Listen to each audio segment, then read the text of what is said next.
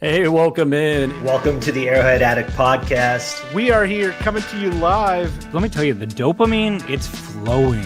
I am damn excited. Damn excited. We are so excited to be joining you guys tonight. Oh! Well, how you doing, man? Patrick. Will Sterling. Yeah.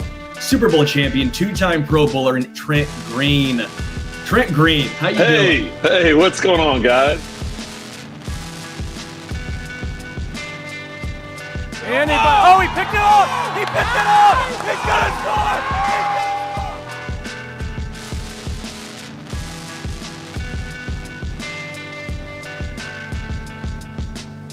And we'll see you next week. But until then, as always, go Chiefs. Welcome into the Arrowhead Addict podcast. This is the Intangibles, and it's really good to be back with Kristian here. It's been several weeks since me and him have been together, both on the show at the same time. Feels like it might have been like July, the 4th of July weekend or something. I don't know. It's been a while. But Kristian, happy Feldman's Freaks Day to you. Are you excited about the Feldman's Freaks list? Have you taken a look? Oh, I haven't yet. I'm more excited about this weekend, dude. Having football back. I mean, I don't know if you could call that Lions-Chargers game football with how bad it was, but having at least something to watch is refreshing. So two things. First off, I will not tolerate the like hype around the Hall of Fame game. It's too much of a joke, okay? But I will tolerate people supporting their draft takes after one preseason game. Like for me, Keandre Lambert-Smith balled out in that game, and I had lots of KLS shares. In fact, I think I have him on my shadow team. So I'm all about that. So confirming draft priors, yes. Real football, no. But also, like Feldman's Freaks, in case you don't know what that is, that Bruce Feldman, he's the premier college football reporter, works for The Athletic every year. His Freaks list compiles like the top 100 most athletic, freaky players in college football. And it's a great way to kind of get ahead of the draft too. Very excited. The Godfather, he's back on. Dante Corleone, the defensive tackle out of Cincinnati. In 24 days, I'll be watching him lose to my Huskers, beating up on the Kelsey brothers, Cincinnati Bearcats. But I like Dante Corleone. We can talk about him for a little bit because he has blood clots in his lungs, and he was sidelined most of the season last year for that. And I think he makes a lot of sense for the Chiefs. They've got a history with that. So just start off with a little draft talk here. Feldman's Freaks list. Check it out. Oh, dude, that does sound like a Chiefs player. Like some type of weird anaerobic exercise injury that just turns into absolutely nothing, and he becomes a star. I was happy too. Nick Harbor isn't the number one player this year. It's Jeremiah Smith, so it's not like a huge shock. But Nick Harbor's been the number one player the last 2 years, which, by the way, his story is freaking crazy. Nick Harbor's dad was like a Navy SEAL or like a Marine or some like really high level military operant, and then was like a bodybuilder, and then like switched to being a rocket scientist. And then his mom was like an Olympian or something. So he's like, like the perfect breed for being a professional athlete. And for those of you saying that I look sunburned in the chat, first off, there's a freaking fly in here and it's pissing me off. Okay. I've been out I was at the lake all last week. So I was on the boat all day, every day with my children. It was great. I actually am not sunburned. I do not sunburn like almost ever. So just reddish, but yes, the suntan. Look at that. That's just permanent. Oh yeah. The suntan goes. That's a lake tan line if I've ever seen it, Bryce. Yeah, those are Oakley's, baby. Oakley's. Okay. All right. Let's actually talk a little football here. As you mentioned it, there is a Chiefs game this week, ? People wearing the Chiefs uniform will be playing football. We usually get to see the starters for about a series. So Patrick Mahomes is playing more than likely. That's the way it's gone here in the past. So there's a lot to be excited about. And I think, Kristian, between you and I, we've probably spent, 6 or 7 days total up at St. Joe watching camp here the past couple of weeks? Oh, at least. I've been 5 times just by myself. And then there was the one time I went with you. Yep. Yeah. So, yeah, dude, we've been scouting. We've been taking this seriously. That's for sure. It's always a great time. Shout out to the people in St. Joe and the people at Missouri Western. They do a great job hosting the event. And it's also just a lot of fun to get up there and see the players. There's always a couple of players that when you see them physically, you kind of get a great perspective on what their build is and that type of stuff. Like one that stood out to me, Rashee Rice and Jalen Royals were standing next to them, one another. And if you look at their profile, like they're pretty similarly built, but Rashee Rice is definitely much more densely built and a little bit more stocky than Jalen Royals. So that one kind of stuck out to me a little bit. Omarr Norman Lott, looking very Colin Saunders-esque, bowling balls type build. We'll talk about him here in a little bit. But I guess we got to ask the question that everybody asks at training camp: who looks good? Who's looking good? Who's not looking good? Kristian, who's someone that jumped out to you as far as someone who's looking really good? Ooh, Tyquan Thornton. If I was going to pick a single player that stood out over this camp, it's definitely been Tyquan Thornton. Like, he's making plays on Trent McDuffie. Looks like he's a special teams lock. I don't know how it's going to shape up. I don't know if you saw the depth chart, unofficial, dropped last night, and he was sitting at like 5th or 6th for wide receivers, which, I mean, you have to take that with a grain of salt, but it looks like he's going to be, an absolute stud for us. Probably not 1,000 yards receiving, but at least a, good contribution during the season. Yeah, the Tyquan Thornton, first off, the amount of time that you just spent talking about the depth chart, that's too much, because that thing is a joke.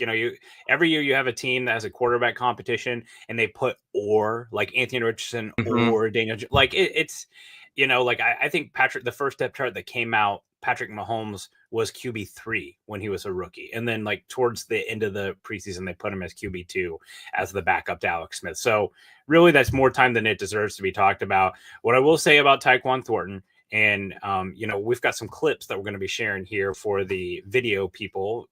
Do recommend you guys getting in there. This is your clip here of Tyquan Thornton. One thing they'll say about Thornton, though, is like, I don't know what's stopping him from being discount MVS. Which he's 6'2". He can live on the outside. He's a little bit less big than MVS is. A Baylor guy, those Baylor wide receivers can block their ass off on the outside. So if you're paying him league minimum to go run and touch the goalpost and just run goes and fades and post routes over and over again, I think there's definitely a path for him to find some playing time. Oh, I agree. And what's notable in this clip here is that that's against Trent McDuffie. To me, he could be MVS plus or 2.0, but I also think he's got a little something that MVS doesn't have in him, which is that ability to run routes underneath. Now, obviously, it didn't work out with the Patriots, right? And if it doesn't work out with them, on that depth chart, then, you're probably not a fantastic wide receiver. But Chiefs are going to be down at least one wide receiver at some point this year with Rashee Rice. To me, this is if it's him or Nico Remigio, I'm probably going Thornton, which I don't think Dave Tobe would go with. But I do think it's something that's in the back of Andy's mind of hey, if I got to, cut down to 6 or 7 players, this has got to be a guy that we have stay on the roster. Yeah, I agree. That's not happening. Nico Remigio is Dave Tobe's favorite. He's made that very clear, and he is stone cold lock for the return position. I do think that there's more offensive value to Thornton, but I do think Thornton has a chance to be a role player on this team because of the Rice suspension, because of the injury risk of Hollywood Brown, of Xavier Worthy, of Juju Smith-Schuster. He was on the practice squad for most of last year. So I'm not sure if they'll be able to sneak him on this year or someone would like to pick him up, but there's still a pretty good chance that Rashee Rice will start the year suspended. And I think that's the avenue. I'm not sure the Chiefs will keep 7 wide receivers all year. They've done it in the past, and I'm not sure that that's been to their benefit, but you figure Rice, Worthy, Brown, Royals, Smith-Schuster, Remigio, then you're at 7 with Thornton. So that will get a little tricky.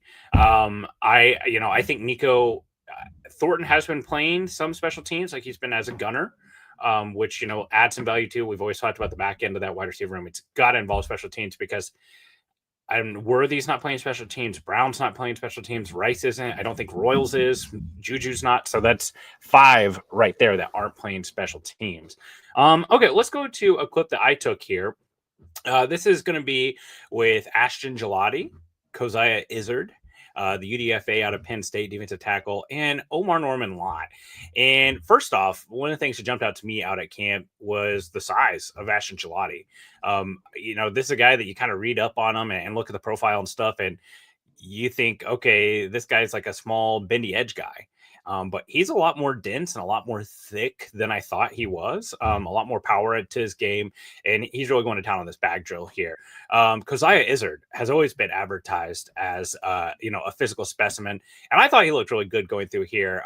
He's gotten some work with those 2nd and 1s. I still think that there's a defensive tackle job up for grabs between him and maybe some of the other guys that they've brought in. But I do think that there's a guy that we're not talking about that might stand a chance at making it at defensive tackle. And then Omarr Norman-Lott. So this is Keziah Izzard. And I don't know about you. Watching Omarr Norman-Lott going through this kind of gives me the ick a little bit. It's giving Landon Jackson. I'm a little concerned about this. Like we're talking about a guy who played 17 snaps a game at Tennessee, whose primary tool was burst and acceleration, and also just being the freshest guy on the field. Now he's reportedly added around 20 pounds to be able to stick on the field. I know Nate Taylor for ESPN is very bullish on Omarr Norman-Lott, and he's getting work with the ones, but I'm not hearing his name called out as far as someone who's dominating reps. I just worry about your primary tool is explosiveness. Now we've added weight and we're increasing the snaps. I don't know. That just doesn't look very fluid. It doesn't look very explosive to me. Your thoughts, Kristian? My high school coach would have been screaming at me, "You're running in quicksand." That's what it looks like. I mean, genuinely, look at those knees low. He's basically just kicking his feet back to run through there. And I will give him some credit though. So one of the days I was at camp, I can't remember if it was the one right after me and you went or the second one after that. But no. This was the one on Tuesday of last week where it was 1,000 degrees. He was dealing with it like how you would expect somebody from not KC to deal with the heat during the summer. I mean, he was dying. I looked at him and I was like, oh man, there's no way. This is not the player that was on film. And I had to check myself. I was like, oh yeah, it's also 100 degrees and the sun is beating down and he's not from around here. And, he's trying to deal with all that crap and make a first impression on a lot of fans. So I'll give him the benefit of the doubt, but that does not look athletic. That looks and I mean, hey, JV type situation. Let's be clear, right? Let's just set the parameters here. Here's me, tub of goo, who's not accomplished anything physically in my life other than creating 2 children, which, I don't know if you know, but anyone can do that. He's out there, right? This man could crush me. He could put me in a garbage sack with no problem. But I think, just being able to see the difference between him and Gelati, and also let's keep in mind, Gelati's an edge rusher. But I don't know, the fluidity there is a little bit of concern. This was always going to be one of the more volatile draft picks that they took. I'm very interested to see how this plays out. I could see him, being a revelation for the defense and be one of the most important defensive draft picks that they made this year. Or I feel like it could be week 4 and he's getting the FAU treatment where he's playing 7 or 8 snaps a game. And someone asked the question and we get the question of oh, well, he didn't play a lot at Tennessee. So he's kind of a raw prospect. I mean, we're playing this now and it looks like Gelati is in turbo speed compared to, I'm picking on too much, but again, I do think that this is one of the more volatile picks that they have. Oh yeah, 100%. And this is also one of those things where this is for him playing limited reps and being a rotational guy, playing the amount that he's been playing over the camp. And Chiefs are notorious for having one of the hardest camps in the entire league. We got to cut him a little slack. If he plays 30% of the snaps this upcoming year and has 4 sacks, nobody's going to be complaining. I think everybody kind of knew that was the deal going in. But yeah, I mean, you gotta. I mean, for the fans though, do a little better, Omarr. Come on now, yes. Dude, he's got the high hands flying. I don't know. I don't. Again, it's giving the Landon Jackson Vine. Oh yeah. Okay. Your next clip that you wanted to share. So I'll talk about somebody who I don't think is doing very well, and that's kind of, been exacerbated by another player who's played incredibly well, Jared Wiley. So Jared Wiley, everybody knows, had that leg injury last year, and one of the things you can see him number 12 right there. When you look at receivers, no adverts, no price. We are a Red Bull family here. Okay, I was reading the chat. Okay. All right. No, when you see like a tight end or any type of receiver going into their breaks, you tell them like 3, 5, like that's the amount of steps you want to go into your break, right? So you see him here, he starts into it right here, 1, 2, 3, 4, 5. Okay, that's a lot for moving very, very slowly. Like you want to see 3 steps there instead of 5. That's the difference between being Travis Kelce and being the 4th string wide receiver, which again, I don't want to put too much into this depth chart, but I think, with how well Robert Tonyan has been playing, the tight end from Green Bay, correct? Been a lot of places. Been Vikings, he's Bears. been around. He's done a whole NFC North tour. So, Robert Tonyan's making one-handed catches. He looks athletic. Jared Wiley seems like he's kind of favoring that leg still. And just this was posted by Arrowhead Addict. I think it was yesterday at some point. But it's a quote from Andy Reid. He's got a little swelling in there, so we're just going to have to watch that. And that's in reference to Jared Wiley's knee. He was already coming back pretty quickly, so that's not, a huge surprise.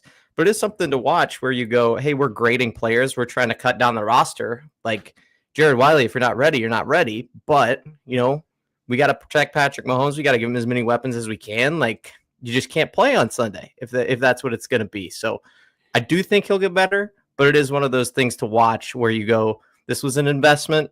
It's not necessarily paid off yet. We'll see maybe down the line, but I don't think that if we're keeping 3 tight ends, is going to make the roster. Yeah, and he was always a little bit of ahead of schedule, I thought. Like, I was pleasantly surprised when it was announced that he wasn't starting on the PUP, considering his ACL tear came in November. That's a little bit ahead of schedule. And with Wiley, I think what you liked about him coming out was the straight line athleticism, the speed. He was never as much of a shifty breaking tackle guy. So, like, there's not a ton of him just running through arm tackles. You liked him more as a pure receiver, a ball tracker, those type of things. And yeah, I think you can see here that, like, we've heard this from numerous players who have torn their ACL or Achilles. It takes a long time to regain that trust in it. And I hate to be this guy, but like whenever I broke my ankle, my tibia, like, it has taken so long for me just as the unathletic person to trust it all the way where I can jump off of stuff or whatever. Or like my son did, those fireworks that have the parachute that jumps out and there's like a little army man. Oh yeah. Yeah. You always have to go run and catch that, right? So I'm like booking it down the block, try to catch it. And as I was running the whole time, I was like looking up where I was running. I was like, this is not happening to me again. Cause like it happened to me, so like it does take a long time to get that trust back. But if we're looking on the positive side of the Jared Wiley thing, I just went and pulled the tight end snap counts from the Chiefs this last couple of years. So we've already talked a lot that Travis Kelce played too much. Noah Gray played 57% of the offensive snaps. Then massive drop off. Jared Wiley played 8% before he lost his season. Peyton Hendershot, 5.9%. Baylor Cup, 6 offensive snaps. Jody Fortson, 3.4. So like tight end 3 and tight end 4, it's not as huge of a concern as we might think it be, or we think it could be. But with that being said, they've liked to play some of those heavier packages. And I do think with Wiley, got that barking knee, taking some days off. Jake Brenningstool, everyone's early darling in OTAs, hasn't been practicing lately either. There's the door open for Robert Tonyan, who has had a great camp, but also hasn't caught a pass in the NFL since 2023. So I think, there's some competition in that room. And don't be surprised if Jake Brenningstool gets that mystery IR that comes and his season is over and then he's magically ready to go. That was kind of like what they did with Byron Pringle.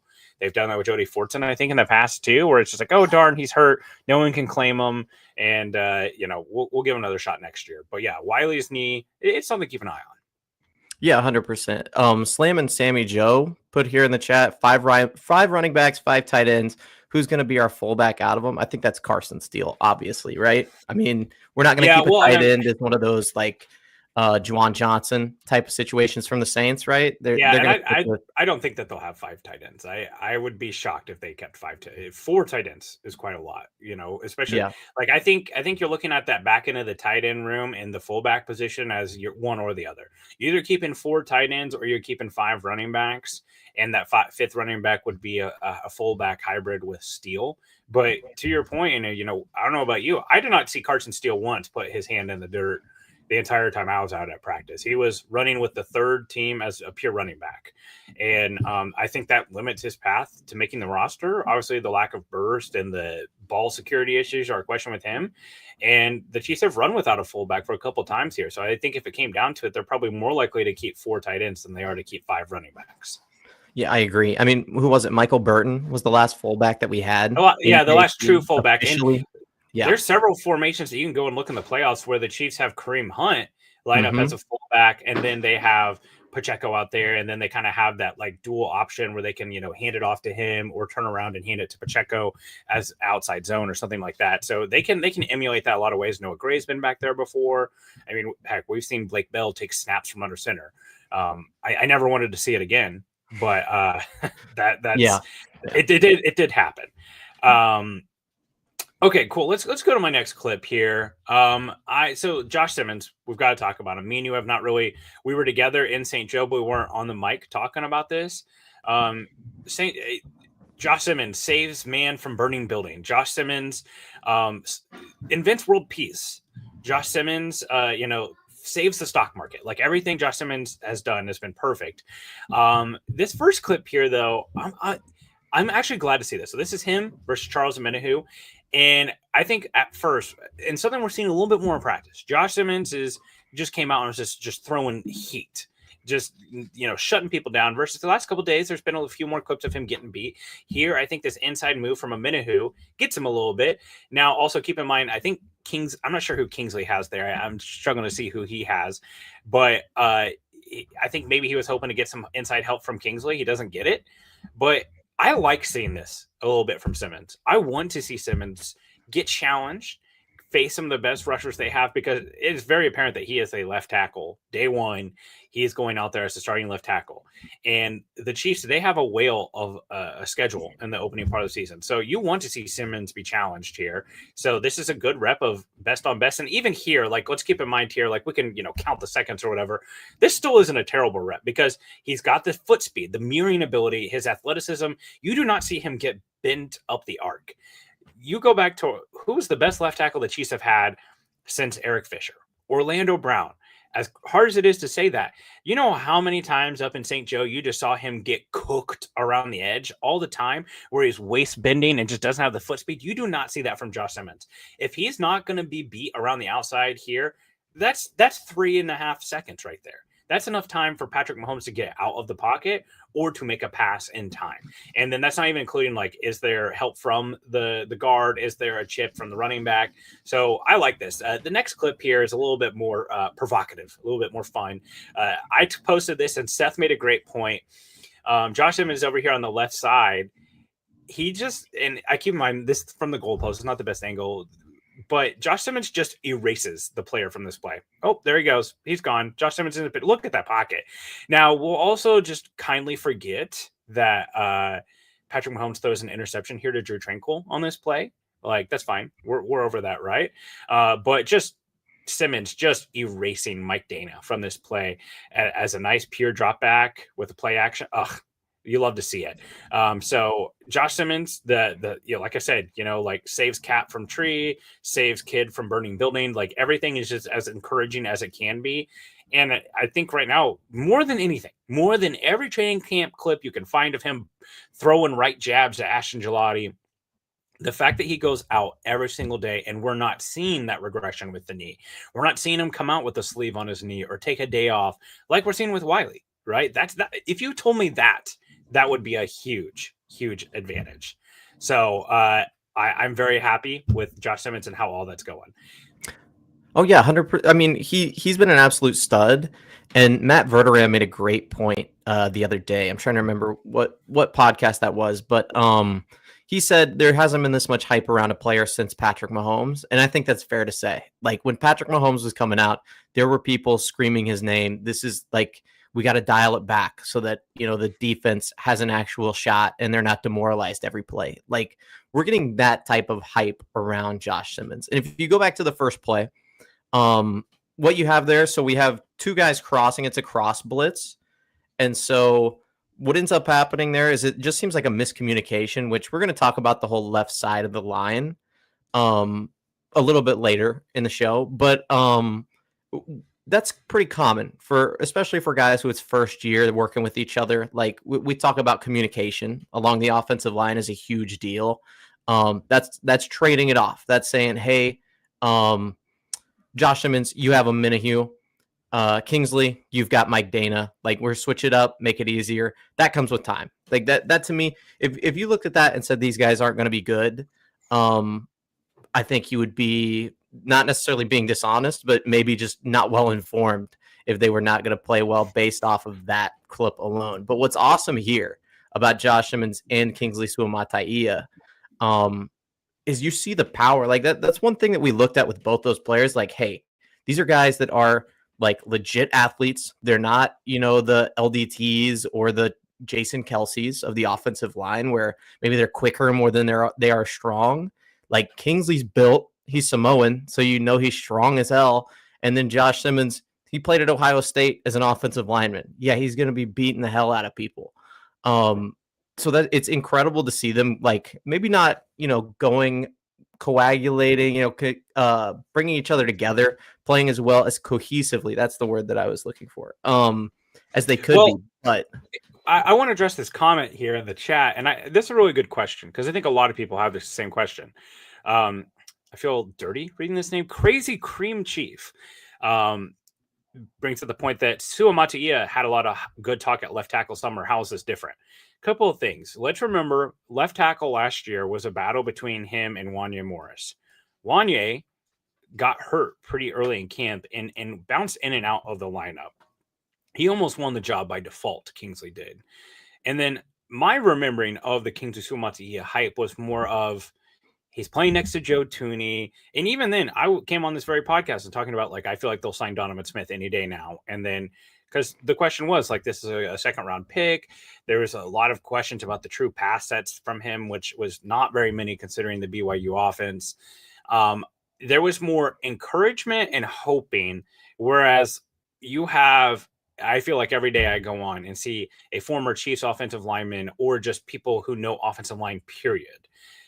Whether it be Jeff Schwartz, Mish Schwartz, Kyle Long, Brandon Thorne, Brandon Thorne, one of the best offensive minds in offensive line grading, coming out and saying the stuff that he is doing in these clips is stupid. Like, this is dominant. And that's the difference here is like, we're talking where like Kingsley looked okay versus Josh Simmons is already potentially the Chiefs' best tackle already. And that's the difference is like, you've got guys who are former all pros who've played the game at a high level, who are breaking down his clips and saying like, this is silly. Right. And let's be clear about this. And we'll talk about this a little bit later too. Josh Simmons is going to struggle. There's going to be like, teams are going to zero in on that left side of that offensive line and try to attack it early and often, if nothing else, just for the communication issues of it. Right. But the raw talent was so much higher with Simmons as well too. Like there was several people who would have had them as their number one offensive tackle on the board had it not been for the injury. So there's just a lot of different context between Kingsley's camp and Josh Simmons' camp. And let's be clear, like they definitely they wanted Kingsley to win that job more than Wanya Morris. But Wanya Morris was brought in as a right tackle. That's where he played at Oklahoma. So that's kind of the context there for that. Oh yeah. Well, and it's important to remember the big difference here is investment, right? Like we looked at Kingsley Suamataia and some people had him mocked in the first round, not very many and not people who knew ball. But some people had him mocked in the first round. Most people had him mocked late second, early third, and that's where he went. And Josh Simmons was like, "Oh, he's the best left tackle in the draft process. He's the best one. Oh, he got injured. Oh, okay, then he's gonna fall a little bit, but he's still, despite the injury, the best left tackle in the draft. That's a big difference. Yeah, and I want to give just a little props to the player here too. Like one of the things that was brought up pretty often with him was maturity issues and how is he going to handle this rehab and is he going to be focused in? He has nailed his rehab, and every comment about him from the coaching staff is that he is locked in. And if you watch his press conferences, this dude like has no fear. Like there's some guys that get up there and you can tell they're a little nervous to be talking to the media. Like I feel like you could punctuate every one of his answers with next question. Just like, yeah, like, hey, how's the rehab going? It's been going great. I feel awesome. Next question. Like he is very confident in his abilities. And so credit to him, the player too, who is, had a golden opportunity here. We do not see this very often, right? Like pretty regularly, the top tackle in the class goes to some dog water team that's not good. And they're just looked at as part of the rebuild. Instead, he comes in and has a chance to be like, have a savior complex here for a team who really needed him. And he's taking advantage of the opportunity. So credit to him, the player. Yep. He has been incredible there at the podium too. You just mentioned that he's been fantastic. Slam and Sammy Joe, we can actually go a draft without using a top 100 pick on the O-line. Probably not. Price. I don't know. I'm going to write a piece. My next piece coming out in Arrowhead. I've got one coming out tomorrow. And then my next piece is that like the Chiefs actually should draft a offensive tackle in round 1 next year because it's a really good class. There's a lot of guys that I really like. And then you can have rookie tackle because you've got Wanya Morris, who's getting ready to come off the books. Like his contract will be up. I don't necessarily think that you want him long term. You've got Jalen Moore locked up for 1 more year. And to be clear, whether Jalen Moore plays this year or next year, if he plays well, he's going to be looking for more money. Jawan Taylor is like the most likely cap casualty of all time. So, I feel like it's highly likely that they draft another tackle, maybe not round 1, but another round 2 tackle. And this is a good class too. Like it's early, but like Isaiah World, I like him. There's a couple of tackles from Alabama that I like too. So I don't know. The advantage of having 2 rookie contract tackles would just be massive, especially whenever you're considering you're paying the highest paid center and the highest paid guard in the NFL. Should we go to our concerns, or did you have one more clip that you wanted to share? No, we're good. Let's just go. Okay. So what we wanted to do, and we just kind of talked about the things that everybody are talking about. So today, this other part of the podcast, we wanted to talk about the things other people aren't talking about at Chiefs camp. What are the things that are going a little under discussed? I have a piece coming out either today or tomorrow that talks about how the Chiefs offense isn't the only unit that really needs practice with explosive plays. The Chiefs defense needs that practice too, because they rank top 10 in 20+ yard completions allowed and 4th in the NFL in 40-yard completions allowed. They gave up a lot of explosive plays last year, and that's with Justin Reed. That's with their second leading sack getter in Tershawn Wharton.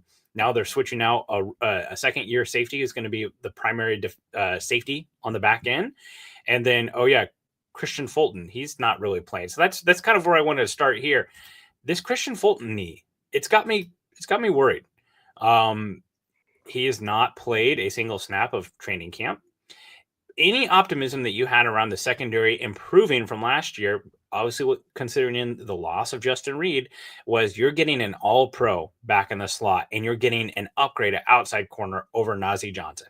You hope you see what you saw from Jalen Watson last year, which was a really strong beginning to the year before the injury. You get an all-pro in the slot, and then you get better at that other corner position. Well, then it comes out like, okay, Fulton's going to start on the pup. He's got a knee. Okay, well, actually, it was a knee scope, and it was surgery. I would really like to see Kristian Fulton get on the field, especially when you consider this is a guy who's struggled with injuries this whole time. We've said since day one that they signed him, he is going to miss time. And I think the Chiefs are well positioned to handle him missing time. But on the other end of that, like him being a part of camp would be a really nice progress, like a sign to see, right? You want some of that progress for him to grow and to learn the defense, and then also to see what the Chiefs are going to do. I'm glad that it's getting opportunities for Noel Williams, but whenever you factor that in with the use of the safety group with Hicks, I don't know, like there's a chance that this secondary isn't as strong as we once wanted it to be. Maybe Noel Williams steps up, but it's pretty easy to see really quickly, like, okay, we're back to Jalen Watson and Trent McDuffie on the outside with Shamari Connor in the slot. And Shamari Connor in the slot gave up a staggering 440 yards 3 touchdowns, and 11.2 EPA per a drop back when targeted. That's in my article that's coming out tomorrow too. So Shamari Conner in the slot is a non-starter for me. Oh, well, he can't be. I mean, we've talked about it. He's kind of been that guy. I've talked about it on the podcast you weren't here for, about how he's kind of a little underrated, especially going back into his safety role. But that's the situation. He has to be back in his safety role for him to be the player that he was his rookie year. And we'd like to talk trash on Justin Reed as a fan base. He was a very, very good player for the Chiefs. Not fantastic. He wasn't top 5 safety of all time. That must be a you and Adam Best thing. Adam Best loves talking trash on Justin Reed? No, I thought Justin Reed was a great player. I mean, I thought he was very functional for what he was. I wish he was still on the team. Well, okay, maybe not as great at tracking down tight ends and running backs out of the backfield as he could have been. But I agree with you. He was better at the line of scrimmage. He's the guy you wanted near the line of scrimmage. Mm-hmm. But I thought him paired with another good safety was a great tandem. I liked him better with Hicks towards the back end of the year than Cook, but that's more of a Brian Cook thing. But yeah, I mean, that's something that the secondary, I think I asked the question several months ago on Twitter, which unit has the better chance at being elite, the Chiefs offense or the Chiefs defense? And it was about 48% to 52% Chiefs defense. And given the investments that they put into it in the draft and some of the players they're able to bring back, like Amenahu, like Bolton, you start thinking the Chiefs just will be another team that's led by the defense with a great defensive coordinator. You really hope that the Chiefs offense is able to figure out their explosiveness, because I do think that there could be some more top 15 defense rather than top 5 defense there. The potential is there. Now, you want to look glass half full. Chris Jones, he's probably not going to have another 5-sack season. He's probably going to regress to the positive there.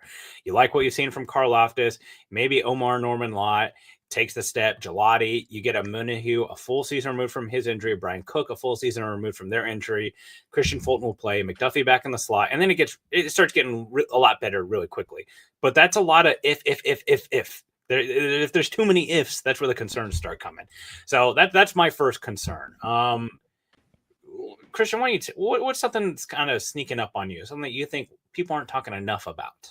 So I would say Jalen Moore, and we've talked a little bit about him today, just in passing, and I feel like that's all the conversation's been surrounding him. It's hey, okay, well, Josh Simmons. Juwan Taylor thugged out an injury last year, and he's coming back, and he's the clear right tackle starter. And it's okay, well, Chiefs cap is kind of banking on letting Juwan Taylor go next year, and we want Jalen Moore to stick around if we don't draft another tackle that's, top 10 in the league potentially. And I just haven't seen a lot from him. You see the discourse surrounding the other guys. It's all hype. It's all fantastic. I love that Josh Simmons is playing out of his mind. But Jalen Moore, I mean, we watched him in a limited role in a completely different offense last year. And him coming in and expecting to take the right tackle spot, even if it's next year, from Juwan Taylor, I think we should be hearing more about him. You know what I mean? It shouldn't just be highlight reel Josh Simmons. It should be, hey, Jalen Moore is still a stud too, by the way, guys. He's playing really well. And all the camps that I went to, Jalen Moore has not been the impressive force that people were talking about, where he's, the second best behind Trent Williams in the league. That's not who he's been. Well, I don't think anybody thought that he was that. I think there was a lot of question marks about Jalen Moore and the Chiefs paying him. This is a guy who was mostly a backup, and just you could frame it positively and saying okay, well, he was stuck behind the best tackle in the league. I think to frame Jalen Moore and what you expect out of him, don't put him in the lens of Josh Simmons, a highly talented first round pick. Put him through the lens of Wanya Morris, which is the role that he ideally is serving. Now, you're paying him $15 million to do it, but he is the swing tackle. You feel tremendous about him being your swing tackle, and he's also someone to push Juwan Taylor. If Juwan Taylor starts pulling some of his crap, or he's lining 6 yards off the line of scrimmage and getting an extra 2 or 3 seconds to start the snap, you feel really good about Jalen Moore going in there and pushing him. Juwan Taylor has to know that his days are numbered here. If he's got a smart agent, he's already figured that out. So I look at that, and he's taken some reps at guard. I think that he's probably your first offensive lineman off the bench, and this is really an insulation for that knee of Josh Simmons. The injury history that Juwan Taylor is now kind of experiencing with some of the knee issues he's having. This is something to insulate you from what's happened in 2 of the last Super Bowls that the Chiefs have played in, where basically they run out of offensive linemen, right? And you look at the interior too. You still got Wanya Morris there, and then you head to interior. This team spent 3 picks on interior offensive linemen last draft with Kingsley Suamataia, Hunter Norzad, and C.J. Hansen. You got Mike Caliendo, who started in the Super Bowl. Like, this is a strength of the team.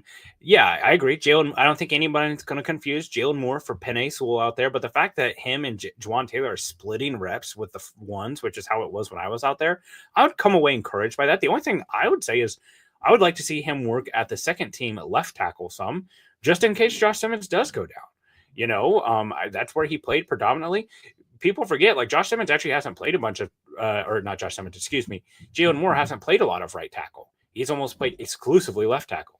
So I would like to see a little bit more reps for him at left tackle just as insulation. Yeah, well, I mean, there is some talk about him moving to guard, and he did play a little bit there. I do like the idea of him playing some left tackle just to get the reps underneath his belt. I just think that we should be expecting more out of him. Like, Juwan Taylor is not this all-star right tackle that he's, hyped up to be. I mean, like, he had a 70.8 pass block grade from PFF last year. That ranked 48th. That's not top tier. And that's what he's known for, is his pass blocking. He's not a run blocker. I just expect a little bit more out of him. Moore I'm talking about there. And I just would like to see last time, maybe it's just a little PTSD. We talk about these like tackles transitioning to guard, and the last guy was Kingsley Suamataia. Like, I don't want the guy that I'm paying swing tackle money to play left guard for the Kansas City Chiefs. I just don't.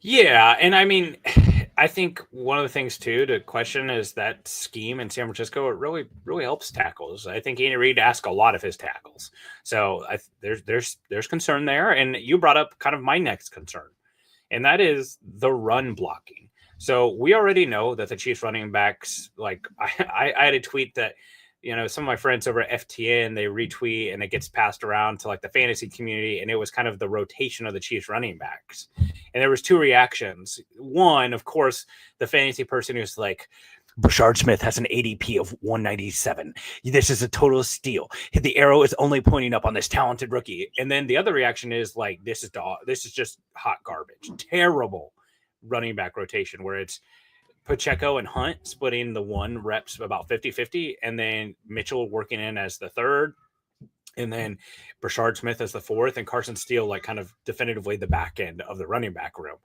But the other thing that we're forgetting is like, okay, so Kareem Hunt exceeds expectations last year. Pacheco falls short just because of the injury. Very clearly wasn't healthy. But the Chiefs' offensive line has always been a strength, especially at the interior with run blocking. You've got Trey Smith, Creed Humphrey, Joe Thuney, all next to each other, road graders. And yes, there was questions about Juwan Taylor's ability to run block, and then the left tackle, just the ultimate question mark there. Kingsley, some of his better things that he actually has done is run blocking, whereas it's pass protection for him that's a little bit more of the concern. Well, now you ask yourself the question of like, is that still going to be a strength? You already have a running back room that can't take advantage of that. Then you add in, oh yeah, by the way, now the run blocking might not be that great. Like, we hope that Josh Simmons is a good run blocker. We hope that Kingsley Suamataia is a good run blocker, but you've lost, an all-pro guard. We already know the right tackle is not a particularly good run blocking. What does this look like if they're not a good run blocking unit, which happens? Like, the Raiders last year were absolutely one of the worst run offenses in the league, and it was because of their run blocking, not necessarily just the running back talent. This could be a situation where you're counting on the offensive to be dynamic in the pass game because there is no run game. Yeah, well, and it's important to note Isaiah Pacheco was pretty injured last year. So if you're going to compare last year to this year, I think that there will be an upgrade. But that interior offensive line, not that Joe Thuney was known as this insane run blocker, but I mean that's a huge step down from Joe Thuney to Kingsley Suamataia, who we have yet to see play guard in the NFL on a Sunday. So I agree with you. There's a lot of things that I have questions about, and you brought it up here. My next point, the running back room might not be great, and we talked about. You said Josh or Isaiah Pacheco, excuse me, who has been pretty good, and Kareem Hunt, who kind of stepped up and took the baton last year after he went down. 3.7 yards per carry last year for Isaiah Pacheco on his 83 attempts. That's not great. And part of that was he's coming back from injury. Part of that was, early season lack of success in the run game. I think we expect to see that go up, but there is a real scenario where players get injured and they don't come back the same that they did before they left. And the running back position, that's not few and far between. That's every single one of them almost. So Kareem Hunt last year too, we put a lot of weight on his shoulders. He averaged 3.6 yards per attempt, and that's on 200 attempts. That's not a small sample size. Those are two guys who right now are number 1 and number 2 running backs for our team. Chiefs have never been a super, they've never had a super impactful run game in the Andy Reid era. So part of that is, kind of we're focusing more on passing the ball. It's a passing league. That's fine. But I think that that's an important aspect of the offense that, if the offensive line blocking isn't as good as it could be and the running backs aren't as good as advertised, and then somehow we're starting Brashard Smith, who's a late round draft pick, as the running back, which could happen. I think that this offense turns into another situation where, hey, listen, we're struggling to move the ball. We have wide receivers that weigh 150 pounds and get injured all the time. That's not great for postseason success. Yeah, and I think when you look back at some of the times that this team was one of the best offenses in the NFL, they've always just had a functional run game. 2022, they had a very good run game. And that was headlined by Orlando Brown, a strong left tackle as far as a run blocker goes. The strength of the interior, and Pacheco as a rookie kind of taken over. And then McKinnon, that was his best year. In 2023, they were an okay running unit, but they were able to ride Pacheco into the playoffs there, and that was enough. Just Pacheco, Rice, and Kelsey. That was the offense and a top 2 defense in the NFL that year. Really, you just want to give yourself some margin for error, where it's like, we can do this. Like, people will honor our play action passes. We can rip off some chunk gains in the run game. And yeah, I mean, look, I think it's very possible that Brashard Smith is a surge, kind of like the way, if you think back to 2021, the year that the Chiefs played the Steelers in the wild card round, like, that was the Jerick McKinnon coming out party, and it's like, where's this guy been? This looks a little bit like Damien Williams. Like, the Chiefs have won. They are a dynasty, and the best running back during that dynasty was, like, I guess, Damien Williams. It wasn't Clyde Edwards-Helaire. It wasn't Darrell Williams. And, they had Kareem Hunt there for a little bit, but he really wasn't a part of the dynasty until now. And obviously he's a very different version of himself. So it's very clear that the Chiefs don't value that position very much, and they've been able to make it work. I think more than anything, you just want to keep teams honest with the run game, with the weapons that they have in the pass game. And my last thing, and this one's pretty obvious, but me and you both for FTN just finished charting Chiefs Chargers week 4, which, let me tell you, what a treat it was to watch that offensive performance from the Chiefs. Once Rashee Rice goes down in that game, the offense just goes to a complete standstill. At this point, the narrative about Travis Kelce not getting yards was like a big deal. So they throw a bunch of like tunnel screens and stuff like that to him, and then a couple of balls down the field to him. And then the entire offense is just like Justin Watson and like little check down routes and stuff to Kareem Hunt. The offense just goes on the toilet. Well, we know that there's a almost 100% chance that Rashee Rice is going to miss sometime this year. We've got Hollywood Brown, who has an ankle injury, which injuries are just more and more of the story for him here lately. By the way, when he was on the field in the playoffs, was basically non-existent, minus a few design touches at the beginning. And also, again, injured right now. Xavier Worthy, who's his own injury risk, has, really carried the offense for the back part of last year. Juju Smith-Schuster, an injury concern. And you were relying, the middle part of the Chiefs season last year was Justin Watson and DeAndre Hopkins. I mean, there was a time there that DeAndre Hopkins was the savior of the Chiefs passing game. And, I was like, should I buy DeAndre Hopkins jersey? And then he disappeared as some of the health improved. I think there's a situation that's possible that the Chiefs wide receiver room is in worse shape at some point during this year than it was last year. And it's really easy to see. Rashee Rice is suspended, Xavier Worthy or Hollywood Brown's injured. And then boom, you're left with Brown or Worthy, Juju Smith-Schuster, rookie Jalen Royals, Nico Remigio, and not DeAndre Hopkins, and not Justin Watson, and Tyquan Thornton. Like that can sound worse than it was before. So I think there's some fragility here. Obviously, the centerpiece is the Rice injury. And to talk on the other side of my mouth here, I'm really encouraged by some of the stuff I've seen from Jalen Royals. I think he looks good. I think that his camp this year looks similar to what Rashee Rice's rookie year camp looked like to me, where like every day he's making a couple of plays, he's winning over the middle of the field. And the thing that I like, the thing that I've seen, they're keeping the box small for him, right? We've not seen Jalen Royals running post and goes and stuff down the field. Most of it's been at the line of scrimmage or over the middle of the field. They're keeping him in this nice little box here that I think is similar to Rashee Rice. That's one spot that I am bullish on. Like if you want to ask me, hey, how are the Chiefs the best offense in the NFL? I say Xavier Worthy takes a step. Rashee Rice is who we think he is.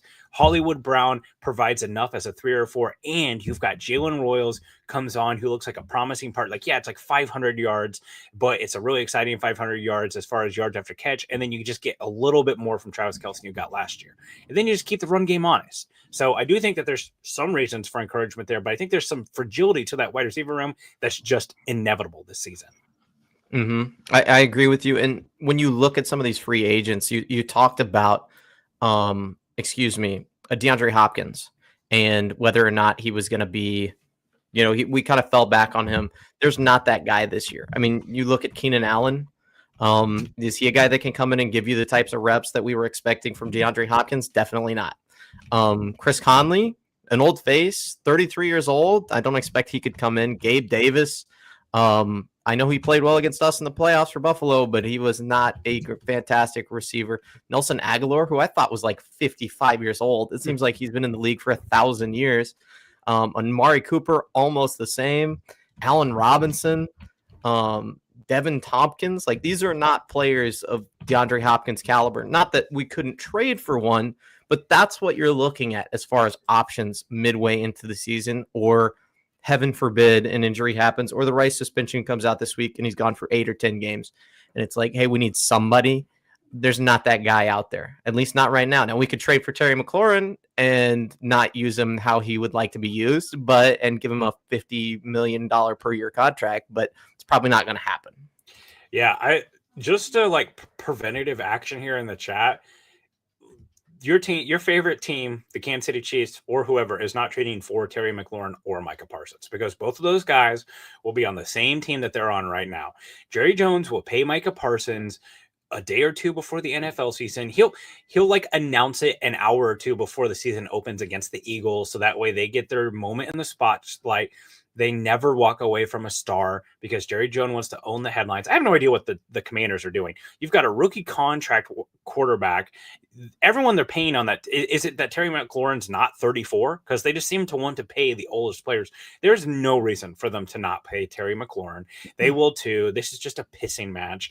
Both those guys will be on the same team. I will gladly eat my words if one of those guys gets traded. I don't think it's happening. Both of these are just not talked about drama. Or talked about drama. That's about it. Oh, yeah. Well, and the problem is, I don't think either of those players fit the Chiefs' play style either. So it's not even like Micah. Let's be clear. Micah Parsons would be lining off at off-ball linebacker. For yes, the Kansas City 100%. Chiefs. He would not. Mm-hmm. He would not like. Spags will have him running backwards at the snap. I have no doubt about it. Okay, if he can do it with Josh Uche, which let's be clear, those two players are not in the same zip code. Josh Uche and Micah Parsons. If he has Josh Uche playing off-ball linebacker, he will do that to Micah Parsons. Now, McLaurin's exciting to think about, but it's like, oh. Yeah, why would the Chiefs lock up 25 million APY in a wide receiver that's about to turn 30? I feel like they just walked away from a guy who's far better than Terry McLaurin and Tyreek Hill. This team is very committed to not paying wide receivers close to that age 30 threshold. They've kind of consistently done that. So that is very clearly a strategy there. So there's your 10 seconds on Terry McLaurin and Micah Parsons. Sorry to crush your fans, your hope they're Chiefs fans. Yeah. Go ahead. Oh, well, I was just going to say, like, I think that's probably going to do it for us. Unless, do you have any other concerns you wanted to bring up? No, I was just curious. I mean, if there was somebody you were going to trade for, who would it be at this point? No headlines, nothing like that. I mean, there's some talk about kicking the tires on Tyreek Hill. I don't think that's something you would do. No, not this year. Not with the cap hit and that type of stuff. I mean, like, I'm trying to think of some. I don't know, like maybe a safety that you're a little bit high on. I think that they've got enough, or maybe a corner, right? Like some at this point, I think you're kind of just like trades that happen this time of year. A lot of times you're kind of like, here's my broken commodity for your broken commodity, right? Where it's like someone put in here in the chat, Joshua Clayton, the Breece Hall. I mean, a running back would be a little tempting, right? Like a true difference maker at the running back position. But, like even then, like Breece Hall is probably the name as far as running backs I think could actually be available. Either that or you're just like betting on someone like Israel Abanikanda out of UCLA was released by the Jets, I think, this past year or last week. He's a guy that I'd kind of like to kick the tires on. A bigger guy, but good straight line speed. He just never really caught on. And then they kind of drafted over him with the kid from Wisconsin. Can't remember his name. But, I think that they're kind of set at that position. So I could see Travis Etienne. That would be a name I wouldn't be surprised if he got traded to KC. Yeah. I think that's a good pull. I've always thought that Etienne's running style fits kind of what they want to do. He was just brutal last year. Mm-hmm. But yeah, Etienne's another name. They're very clearly kind of leaning in more to Tank Bigsby and then some of the young players that they have. But yeah, as far as the trade goes, we've seen this last year they traded for like Peyton Hendershot. Like low key, a name I would be interested in, Tyree Wilson from the Raiders. I don't know if they'll do it now that they released Kristian Wilkins 2 years ago, top 10 pick, freakish athletic traits, just hasn't really caught on much as far as a player with the Raiders. He's a guy that could come in and kind of build some depth along the defensive line. Then you've got him, Gelati. You're prepared to walk away from Menahu and Dana next year, and then you've got physical upside for days. Put him with a great defensive line coach like Joe Cullen. We saw the Raiders trade the Chiefs a defensive lineman a couple of seasons ago. That happened. Now, he wasn't a top 10 pick, but Tyree Wilson, top 10 pick in the draft in 2023 here in Kansas City. So that happened out at the World War I Memorial, Union Station, but yeah, that just my thoughts. Any other name you can think of? Not really. Maybe Noah Brown. He seems like somebody we could trade for that would be at least somewhat of a didn't he get injured guy. I thought he got injured. He did, but I don't think he's out for very long. I'm trying to think if there's like another one of those guys that would just be like, hey, here's another vet. You know what I mean? Like not a true difference maker, but somebody if they were going to trade for that they could get a little bit extra out of. Yeah, I'm trying to think if there's a corner that I would be interested in because I feel like corner could be a place that I just get like one more average, like solid player. Like I know someone wrote about the Chiefs trading Joshua Williams to the Dolphins, who are just decimated at cornerback. Mm-hmm. This is usually that time when guys are kind of moving teams, especially as far as the draft pick, like the 2022 draft. That's George Karlaftis' class. That's Tyree Wilson, like we were talking, or that's the year after Tyree Wilson. But I could see it. It is possible. I think that's going to do it for us here today on the show.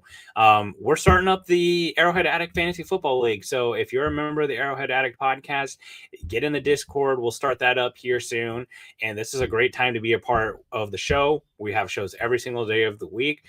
We've got Sterling Holmes, who goes up to training camp and is credentialed to ask questions to Andy Reid, Patrick Mahomes, your favorite Kansas City Chief, Kristian and I know Lexi and Jody have been up there a bunch too. Like between us, we've probably made like 20 or like 10 or 15 of the practices so far. We will have a post-game show this week for Chiefs Cardinals. So be on the lookout for that as well too. Obviously, it'll be a post-game celebration no matter what, because it's preseason. The main thing, just no injuries, right? But we appreciate you guys listening to this. We appreciate you watching. Please like and subscribe. We're just trying to build this community and make it as fun as possible for Chiefs fans. It's the golden age of being a Chiefs fan, so you might as well enjoy it and celebrate it with like-minded people. Kristian, anything else from you? I don't think so. Hey, if you guys are out at Chiefs training camp, definitely hit us up. I'm going to be out there at least 2 more times. Just swing by, say hello, maybe grab a drink after. We'll see. Awesome. Richard, thank you so much for being an excellent producer. Thank you and the chat for being so awesome and talking it up with us today. That's going to be it from us here today. As always, go Chiefs.